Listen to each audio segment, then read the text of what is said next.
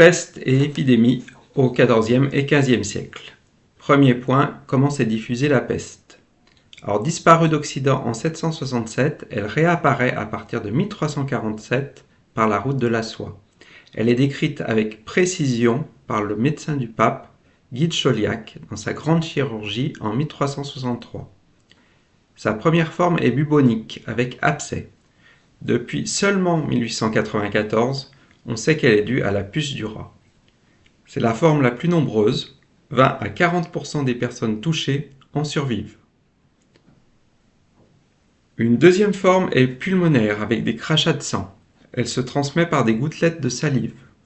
La mort est certaine et rapide, ce qui explique qu'elle est plus rare. Elle a moins le temps de se répandre. La prolifération de la peste est favorisée par une température tempérée et une forte humidité, d'où une poussée au printemps et en été. On peut penser que la sous-production agricole, les prélèvements très élevés, la guerre, c'est la période de la guerre de 100 ans, même s'il y a une trêve pendant la peste noire, ou les pillages, ont été des éléments favorables à sa diffusion et à la diffusion des autres épidémies, en épuisant et en affaiblissant les populations. Second point, la chronologie des épidémies.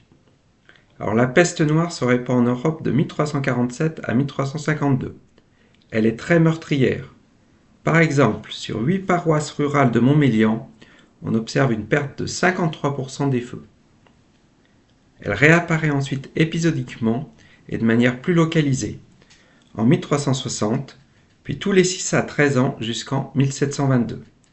On voit également se diffuser d'autres épidémies, telles la dysenterie, la typhoïde, la grippe ou la variole. Troisième point, les conséquences de ces épidémies. D'abord, il faut noter que la peste tue plus volontiers les jeunes et empêche le renouvellement des générations malgré une forte fécondité. On observe donc un vieillissement de la population et entre 1350 et 1450, une dépression démographique importante. Les épidémies engendrent également des effets économiques pervers, une baisse tendancielle des prix agricoles, les producteurs produisent trop et la baisse des prix les pousse à produire encore plus, d'où une déflation.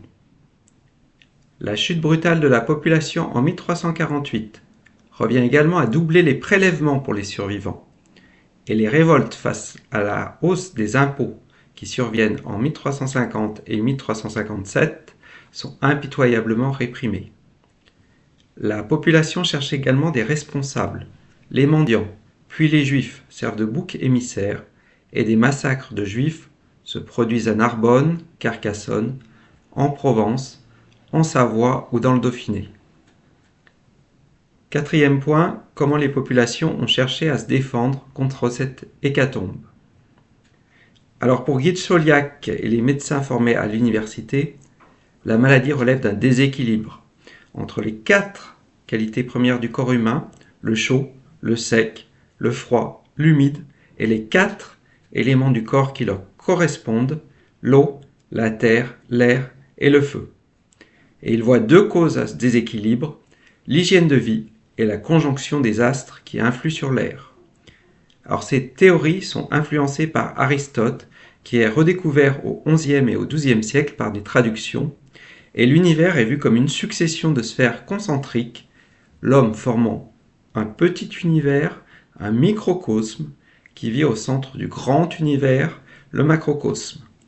Mais on l'imagine bien, ces théories se révèlent impuissantes à enrayer l'épidémie.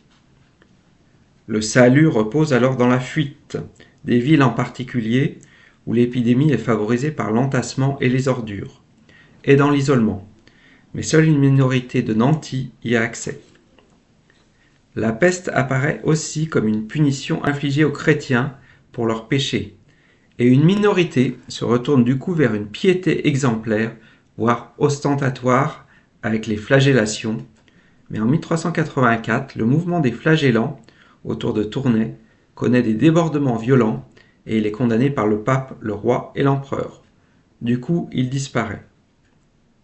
Et c'est seulement à la fin du Moyen-Âge que se mettent en place des règlements de peste, d'ordre sanitaire, qui limitent les épidémies, quarantaine ou billets de santé délivrés aux voyageurs.